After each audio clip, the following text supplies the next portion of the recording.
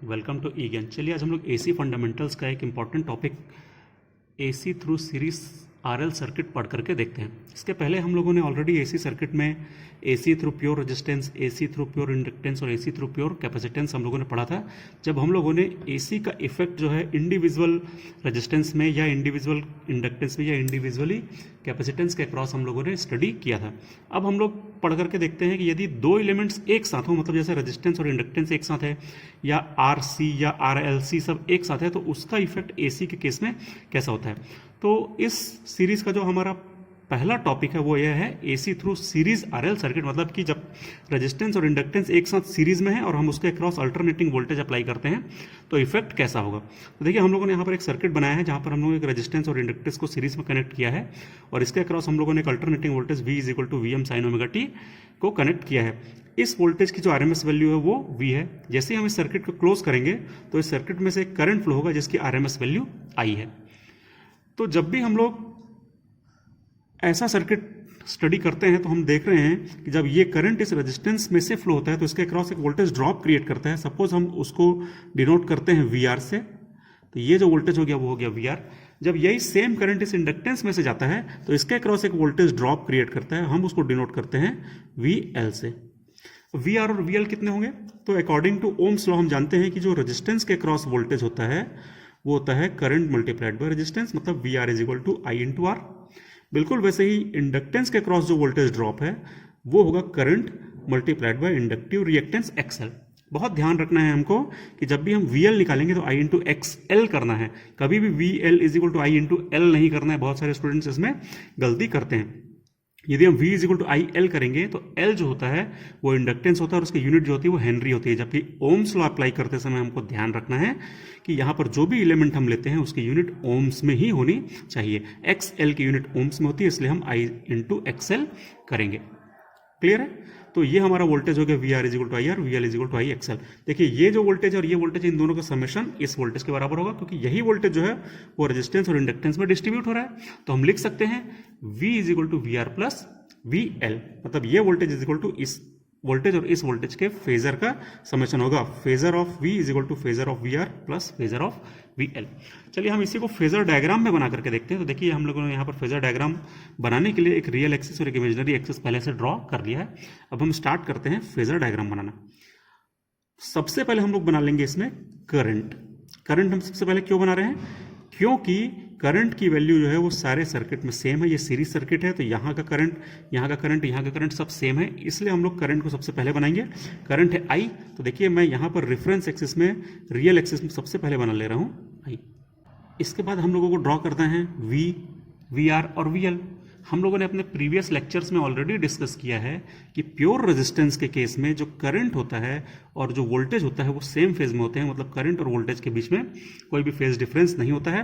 तो जितना phase current का है उतना ही फेज रेजिस्टेंस के क्रॉस वोल्टेज का होगा। रेजिस्टेंस का वोल्टेज है VR और I के बीच में एंगल जो होगा वो 0 होगा। तो यहीं पर हम लोग I के साथ में ही VR को भी ड्रॉ करेंगे, मतलब VR और I के बीच में फेज डिफरेंस 0 है। उसके अलावा हम लोगों ने ऑलरेडी पढ़ा था कि जब प्योर इंडक्टेंस होता है तो उसमें करंट वोल्टेज से 90 डिग्री लैग करता है। इसका मतलब है कि वोल्टेज जो है वो करंट से 90 डिग्री लीड करेगा। और इंडक्टेंस का वोल्टेज क्या है, देखिए इंडक्टेंस का वोल्टेज VL है और इंडक्टेंस से जाने वाला करंट कितना है, तो वो सेम करंट I जो है वो इंडक्टेंस से जाएगा। तो इसका मतलब है VL जो होगा वो इस I से 90 डिग्री लीड करेगा, क्योंकि इंडक्टेंस में करंट जो होता है वो लैग करता है, मतलब वोल्टेज जो होता है वो लीड करता है। करंट हम लोगों ने ऑलरेडी यहाँ पर ड्रॉ किया हुआ है, तो वोल्टेज कहाँ बनेगा, इससे 90 डिग्री लीडिंग बनेगा, तो 90 डिग्री लीडिंग इस तरफ होगा काउंटर क्लॉकवाइज डायरेक्शन में। तो यहाँ पर बन जाएगा हमारा VL, वोल्टेज अक्रॉस इंडक्टेंस। तो इंडक्टेंस का वोल्टेज जो है वो करंट से लीड कर रहा है, रेजिस्टेंस का जो वोल्टेज है वो करंट के सेम फेज में है। अब देखिए हम लोगों ने यहाँ पर डिस्कस किया है कि V का फेजर जो होता है वो VR और VL के फेजर के समेशन के बराबर होता है। तो यहाँ पर भी देखिए यदि हम VR और VL को जोड़ देंगे, ऐड कर देंगे, तो वो V के बराबर आ जाएगा। तो देखिए हम इसको ऐड करते हैं। कैसे हम ऐड कर सकते हैं दो फेजर को, तो दो फेजर को हम ऐड कर सकते हैं parallelogram law of vector addition से। Parallelogram law of vector addition कैसे होता है, देखिए सबसे पहले हम VL के एंडिंग पॉइंट से एक पैरेलल लाइन खींचेंगे VR के। तो मैं VR के पैरेलल यहाँ से एक लाइन खींच देता हूँ। उसके बाद हम क्या करेंगे, VR के एंडिंग पॉइंट से VL के पैरेलल एक लाइन खींचेंगे। तो मैं यहाँ पर एक लाइन खींच देता हूँ, ये पैरेलल लाइन हो गए। ये दोनों इस पॉइंट पर आकर के कट कर रही हैं और दोनों के स्टार्टिंग जो इंटरसेक्टिंग पॉइंट था वो ये O था। स्टार्टिंग इंटरसेक्टिंग पॉइंट और ये वाला इंटरसेक्टिंग पॉइंट के बीच यदि हम एक फेजर ड्रॉ करते हैं, ये जो हम लाइन ड्रॉ करते हैं, ये जो फेजर है ये इन दोनों के समेशन के बराबर होगा। तो इसका मतलब है वी आर और वी एल का जो समेशन होगा वो ये वाली लाइन होगी वी। ये हो गया हमारा टोटल वोल्टेज। क्लियर है? तो अब देखिए ये हमारा हो गया टोटल वोल्टेज, ये हो गया हमारा टोटल करंट। देखिए टोटल वोल्टेज V और ये टोटल करंट I है, तो टोटल करंट I यहां हमने बनाया, टोटल वोल्टेज यहां पर V हमारा बन गया। तो ये हो गया हमारा टोटल वोल्टेज। टोटल वोल्टेज और टोटल करंट के बीच का जो एंगल है ये कहलाता है फेज डिफरेंस। फेज डिफरेंस मतलब होता है angle between voltage and current, ये है। और इसको हम डिनोट कर रहे हैं फाई से, यहां पर हम लोगों ने इसको फाई से डिनोट किया है। It is angle between total current and total voltage. ये हो गया हमारा फेज डिफरेंस। और ये कैसा है देखिए, तो यहां पर देखिए वोल्टेज जो है इस पोजीशन पे है, करंट इस पोजीशन पे है, मतलब कि वोल्टेज जो है वो करंट से लीड कर रहा है। कितना लीड कर रहा है? 5। और करंट जो है वो वोल्टेज से लैग कर रहा है, और हम हमेशा करंट की पोजीशन को ही डिनोट करते हैं। तो करंट क्या है? करंट लैग कर रहा है, तो हम यहां पर लिख सकते हैं फेज डिफरेंस जो है वो लैगिंग है, क्योंकि हम हमेशा करंट की पोजीशन को बताते हैं। करंट लैग कर रहा है तो हम लिखेंगे कि फेज डिफरेंस लैगिंग है। कितना लैगिंग है? तो देखिए 5 डिग्री लैगिंग। और 5 ऑब्वियसली हमको दिखाई दे रहा है कि वो 0 से ज़्यादा है और 90 से कम है। तो हम यहाँ पर लिख सकते हैं कि 5 जो होगा वो 0 से ज़्यादा होगा और 90 से कम होगा। 0 कब होता है? जब प्योर रेजिस्टेंस हो। प्योर रेजिस्टेंस होता है तो 5 0 होता है। जब प्योर इंडक्टेंस होता है, अकेला इंडक्टेंस होता है, तो 90 डिग्री होता है। लेकिन चूंकि दोनों प्रेजेंट हैं हमारे सर्किट में, इसलिए दोनों का अपना अपना इफेक्ट होगा, और दोनों अपने अपने इफेक्ट के कारण 0 से ज़्यादा और 90 से कम का एंगल यहाँ पर बनाएंगे। तो हम लोगों ने यहाँ पर लिखा है 0 से ज़्यादा और 90 से कम। और कैसा? लैगिंग। ठीक है? तो एक हमको बहुत इंपॉर्टेंट रिजल्ट मिलता है कि सीरीज आरएल सर्किट में फेज डिफरेंस जो होता है वो लैगिंग होता है। करंट हमेशा लैग करता है कितना? 0 से 90 के बीच में। चलिए अब हम फिर से यहाँ पर डिस्कस करते हैं इसको। हम यहां पहुंच जाते हैं कि V is equal to V R plus V L है। यहां पर भी देखिए V R plus V L is equal to V है।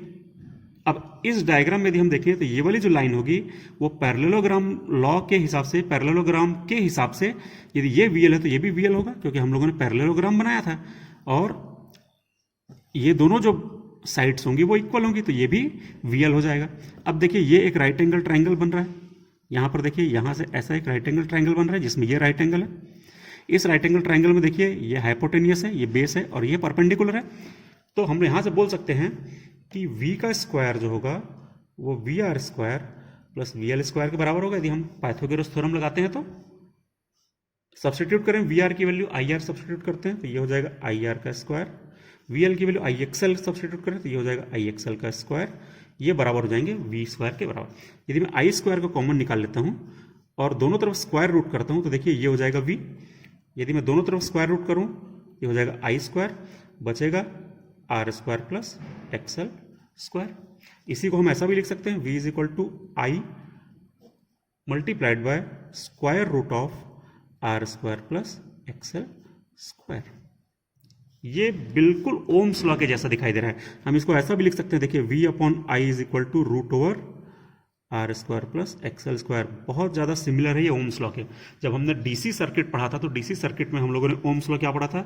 उस समय ओम्स लॉ होता था v is equal to I R. यहां पर क्या है? v is equal to I into this quantity है। इस पर्टिकुलर क्वांटिटी को हम चाहें तो z से रिप्रेजेंट कर सकते हैं। ठीक है? ये z यहां पर था v is equal to I R, यहां पर है v is equal to I into Z. मैं इसको ऐसा लिख सकता हूं v is equal to I into Z. तो बिल्कुल दोनों लॉ बिल्कुल सेम है। ये होता है हमारा ओम्स लॉ, ये है Ohm's law for AC circuit. ये रेजिस्टेंस है जो क्या करता है? करंट का अपोज करता है। तो ये जो होगा क्वांटिटी इसको हम बोलते हैं इंपीडेंस, और ये भी करंट का अपोज करेगा। रेजिस्टेंस की यूनिट होती है ओम, तो इंपीडेंस की यूनिट भी होगी ओम। दोनों की प्रॉपर्टी बिल्कुल सेम होंगी। तो इसलिए हम लोग यहां पर लिख सकते हैं कि Z जो होता है वो इंपीडेंस ऑफ द सर्किट कहलाता है। और ये क्या होता है? It is total opposition offered to the flow of alternating current by RL series circuit. मतलब ये आरएल सीरीज सर्किट है यदि, तो उस आरएल सीरीज सर्किट करंट के पाथ में जितना अपोजिशन ऑफर करेगा वो उसका इंपीडेंस कहलाएगा। बिल्कुल सिमिलर टू रेजिस्टेंस। रेजिस्टेंस भी करंट का अपोज करता है, इंपीडेंस भी करंट का अपोज करता है, और इसलिए इंपीडेंस की यूनिट भी जो होगी वो ओम होगी। तो ये हमको एक नया टर्म मिला है इंपीडेंस, इसको जरूर ध्यान में रखिएगा। अब यहाँ पर हम लोगों ने देखा था कि जो हमारा फेज डिफरेंस था वो 0 से 90 के बीच में लैगिंग था। इस फेज डिफरेंस को हम यहाँ से कैलकुलेट कैसे कर सकते हैं, देखिए इसको कैलकुलेट कैसे कर पाएंगे। यदि मैं tan phi निकालूं, इस राइट एंगल ट्राइंगल में tan phi निकालूं तो क्या हो जाएगा, परपेंडिकुलर अपॉन बेस। क्लियर है। इसी को यदि हम थोड़ा सा और आगे करें तो VL जो होता है वो होता है IXL, देखिए, और VR क्या होता है वो होता है IR। I कैंसिल हो जाएगा तो बचेगा XL अपॉन R। तो मतलब tan phi इक्वल टू क्या आ गया, XL अपॉन R। यहां पर चलिए हम लोग लिखते हैं tan phi इक्वल टू आ रहा है XL अपॉन R। तो ये डिनोट करता है यदि हम phi कैलकुलेट करना चाहें तो वो हो जाएगा tan inverse XL upon R के बराबर। इस फॉर्मूले से हम लोग phase difference between voltage and current को भी कैलकुलेट कर सकते हैं, और हम लोगों ने ऑलरेडी डिस्कस किया है कि वो लैगिंग होता है। क्लियर है। तो यहां से हम लोग फाई मतलब फेज डिफरेंस को कैलकुलेट कर सकते हैं, और इस फॉर्मूले से यदि हम लोग चाहें तो Z की वैल्यू को भी कैलकुलेट कर सकते हैं, और इस फॉर्मूले से हम लोग V की वैल्यू को भी कैलकुलेट कर सकते हैं। चलिए अब थोड़ा सा आगे हम लोग और बढ़ते हैं, इसको एक स्टेप और पढ़ते हैं। देखिए ये हमारा रियल एक्सिस है, ये हमारा इमेजनरी एक्सिस है।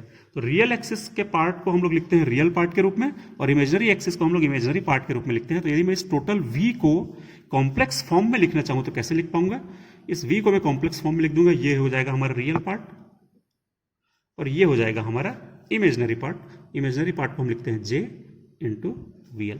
तो इस प्रकार से मैं कॉम्प्लेक्स फॉर्म में उसी वोल्टेज को लिखना चाहूं तो इस प्रकार से लिख सकता हूं, जिस वोल्टेज को हम लोगों ने ऐसे करके कैलकुलेट किया था। तो देखिए हमारा आ जा रहा है V is equal to VR plus J VL। V की वैल्यू देखिए यहां पर हम लोगों ने अभी भी कैलकुलेट की है, वो होती है IZ। VR की वैल्यू तो हम लोगों ने डिस्कस की है, वो होती है IR प्लस J। VL की वैल्यू होती है I इंटू XL।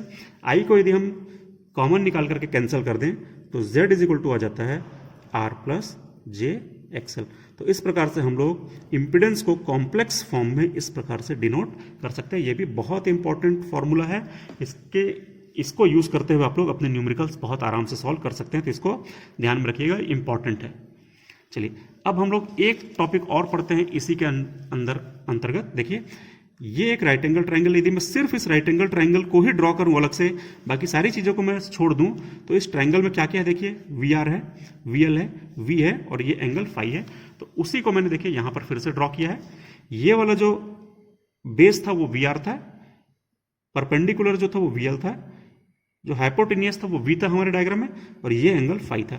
तो ये कहलाता है हमारा वोल्टेज ट्राइंगल। इस वोल्टेज ट्राइंगल से भी यदि आप फाई निकालना चाहें तो tan inverse VL upon VR आएगा, और I कैंसिल करेंगे तो tan inverse XL upon R आएगा। यही सेम जो हम ऑलरेडी डिराइव कर चुके हैं वो यहां से भी आप चाहें तो डिराइव कर सकते हैं। पाइथागोरस थ्योरम लगाएंगे तो V इज इक्वल टू हो जाएगा root over VR square plus VL square, वो भी हम लोगों ने ऑलरेडी डिस्कस किया हुआ है। क्लियर है। तो इस वोल्टेज ट्राइंगल से भी आप काफी जानकारी जो है वो निकाल सकते हैं। हम एक चीज और देख लें कि जो V होता है वो I इंटू Z होता है, हमने अभी भी डिस्कस किया है। VL जो होता है वो I इंटू XL होता है, और VR जो होता है वो I इंटू R होता है। इन सब में I जो है वो कॉमन है। देखिए यदि मैं इस कॉमन I के फैक्टर को यहां से इलिमिनेट कर दूं तो क्या क्या बचेगा, यहां बचेगा Z, यहां बचेगा XL और यहां बचेगा R। यदि मैंने तीनों से I को इलिमिनेट कर दिया है तो R, XL और Z यहां पर बचेगा, और ये एंगल रहेगा फाई। ये जो हमारा ट्राइंगल बनता है ये कहलाता है इंपिडेंस ट्राइंगल, और आगे चल करके ये भी आपको बहुत काम में आने वाला है। इंपिडेंस ट्राइंगल जो है वो बहुत इंपॉर्टेंट टॉपिक रहता है AC सर्किट में, इसको आप बहुत जरूर पढ़िएगा, बहुत ध्यान से पढ़िएगा। यदि मैं यहां से देखिए Z निकालने की कोशिश करूं तो Z पाइथागोरस थ्योरम के यूज करते हुए हम कैसे निकाल सकते हैं, Z निकल जाएगा root over R square plus XL square, और वही हम लोगों ने देखिए इसके पहले भी डिस्कस किया है कि Z जो होता है वो root over R square plus XL square होता है। मतलब हम इंपिडेंस ट्राइंगल से भी वो सारी चीजें कैलकुलेट कर सकते हैं जो हम लोगों ने ऑलरेडी कैलकुलेट की है। यदि ये रियल एक्सिस है, ये इमेजनरी एक्सिस है, तो यदि मैं Z को लिखना चाहूं तो R प्लस J XL लिख सकता हूं, जो हम लोगों ने ऑलरेडी डिस्कस किया है। चलिए हम पावर फैक्टर निकाल करके देखते हैं। पावर फैक्टर क्या होता है हम लोगों ने ऑलरेडी डिस्कस किया, वो होता है cos फाई। यदि मैं इससे निकालना चाहूं तो वो हो जाएगा परपेंडिकुलर अपॉन बेस, मतलब आ जाएगा VL अपॉन VR। मतलब क्या हो जाएगा, VL जो है वो है I इंटू XL, सॉरी यदि हम लोग cos फाई निकालें, बेस अपॉन हाइपोटेनियस होता है, ये हो जाएगा VR अपॉन V, और वी आर की वैल्यू है I इंटू आर, और V की वैल्यू है I into Z. I cancel हो जाएगा तो ये बचेगा R अपॉन जेड। यदि हम यहां से निकालना चाहें तो भी पावर फैक्टर कितना आएगा, बेस अपॉन हाइपोटेनियस मतलब R अपॉन जेड। तो ये बहुत इंपॉर्टेंट फॉर्मूला है पावर फैक्टर का। पावर फैक्टर हम डायरेक्टली सर्किट एलिमेंट से निकाल सकते हैं, R अपॉन जेड करेंगे तो पावर फैक्टर आ जाएगा। 10 भी आप निकालना चाहें तो देखिए 10 कितना हो जाएगा, एक्सएल अपॉन आर हो जाएगा, जो हम लोगों ने ऑलरेडी यहाँ पर डिस्कस किया है। तो इम्पीडेंस ट्रायंगल से भी आप काफ़ी इंफॉर्मेशन जो है वो निकाल सकते हैं। ये हो गया हमारा सीरीज आरएल सर्किट के बारे में। हम लोगों ने डिस्कस किया कि हम इम्पीडेंस कैसे निकाल सकते हैं, पावर फैक्टर कैसे निकाल सकते हैं, इम्पीडेंस ट्रायंगल और वोल्टेज ट्रायंगल के बारे में डिस्कस किया। अब हमारा एक टॉपिक सिर्फ और बचता है, वो है पावर। हम पावर कैसे कैलकुलेट करेंगे यदि हमको सीरीज आरएल सर्किट दिया हुआ है तो। देखिए, यदि हम लोग वोल्टेज को लेते हैं V equal to V M sine omega T, यदि मैं वोल्टेज को रेफरेंस लेता हूं तो करंट ऑब्वियसली उससे लैग करेगा 5 डिग्री। तो करंट का एक्सप्रेशन कैसे लिखेंगे, I equal to I M sine omega T minus 5, क्योंकि करंट जो है वो सीरीज आरएल सर्किट में लैग करता है। तो यदि वोल्टेज रेफरेंस है तो करंट उससे लैगिंग होगा। अब यदि हम पावर निकालना चाहें तो देखिए, सबसे पहले मैं निकालता हूं इंस्टेंटेनियस पावर, जिसको अपन P से स्मॉल p से डिनोट कर रहे हैं। ये होगा instantaneous voltage multiplied by instantaneous current. V और I की वैल्यू को यहां से सब्स्टिट्यूट करिए तो देखिए यहां पर मैंने V और I की वैल्यू को सब्स्टिट्यूट कर दिया है। इसको हम एक स्टेप और आगे कैसे करें, तो Vm और Im को मैं पहले लिख लेता हूं एक साथ में, और यदि मैं इसमें 2 से डिवाइड करूं और 2 से मल्टीप्लाई भी करूं तो कोई डिफरेंस नहीं आएगा। तो ये हम लोगों ने कर दिया, ठीक है। ये देखिए, ये 2 साइन ओमेगा टी माइनस 5, ये 2 साइन ए साइन बी वाला फॉर्म हो गया। ट्रिग्नोमेट्री में हम लोगों ने ऑलरेडी पढ़ा है। तो ये इसका फॉर्मूला क्या होता है, ये हो जाएगा कॉस ए माइनस बी, तो ये हो जाएगा कॉस, इसको इससे माइनस करेंगे तो बचेगा 5 minus cos A plus B. तो जब हम जोड़ेंगे तो ओमेगा टी हो जाएगा 2 ओमेगा टी माइनस 5। ट्रिग्नोमेट्री के रिलेशनशिप के मदद से आप लोग इसको फाइंड कर सकते हैं, इसकी ये रिलेशनशिप होती है। इसी को यदि हम लोग थोड़ा सा और आगे निकालने की कोशिश करें तो ये हो जाएगा Vm Im, और 2 को हम कर देते हैं डिवाइड √2 मल्टीप्लाइड बाय √2, और ब्रैकेट को ओपन कर लेते हैं तो ये हो जाएगा इतना, फिर से हो जाएगा Vm by √2 Im by √2 cos 2 omega T minus 5। हम इसको ऐसे भी लिख सकते हैं। ये हो गई हमारी इंस्टेंटेनियस पावर। लेकिन हम लोगों को ज़्यादा जो जरूरत पड़ती है, हम जिस चीज़ से ज़्यादा कंसर्न है, वो होती है एवरेज पावर। तो एवरेज पावर हम कैसे निकाल सकते हैं, average power consumed in the circuit over A complete cycle हम कैसे निकालेंगे, तो इसका एवरेज माइनस इसका एवरेज। तो वही हम लोगों ने लिखा है average of first term minus average of second term, जो सेकंड टर्म था वो लिख दिया। एवरेज कैसे निकलेगा देखिए, तो फर्स्ट टर्म का एवरेज कैसे निकलेगा, तो फर्स्ट टर्म जो है वो तो कांस्टेंट है पूरा का पूरा। देखिए, इसमें कहीं पर भी टाइम का कोई टर्म नहीं है, ये टाइम पर डिपेंड नहीं कर रहा है। तो इसका यदि हम एवरेज निकालेंगे, आप इंटीग्रेट करके 0 से 2 पाई के बीच में इसको इंटीग्रेट करिए और डिवाइडेड बाय 2 पाई करेंगे तो ये सेम वैल्यू आ जाएगी। सेम वैल्यू को हम क्या लिख सकते हैं, Vm अपॉन √2 को लिख सकते हैं V RMS वैल्यू, I को भी लिख सकते हैं हम I, it is I RMS multiplied by cos 5। यदि मैं इसका एवरेज वैल्यू निकालूं तो एवरेज वैल्यू कैसे निकलेगी, वो निकलेगी 1/2 पाई इंटीग्रेशन 0 से 2 पाई, क्योंकि हमको एक कंप्लीट साइकिल के लिए निकालना है। तो 0 से 2 पाई के बीच में हम इसको इंटीग्रेट करेंगे with respect to omega T. तो ये वाला टर्म हो जाएगा साइन 2 ओमेगा टी अपॉन 2, और जब हम इसमें लिमिट पुट करेंगे 0 से 2 पाई के बीच में तो ये पूरा टर्म जो हो जाएगा वो 0 हो जाएगा। आप कैलकुलेट करके देखिएगा, बहुत आसानी से आपसे बन जाएगा। तो ये पूरा टर्म जो हो जाएगा वो 0 आ जाएगा। तो अल्टीमेटली जो हमारी average power for RL series circuit आ रही है वो आ रही है VI cos 5। ये हो जाती है हमारी average power for series RL circuit, और उसकी यूनिट होती है वाट।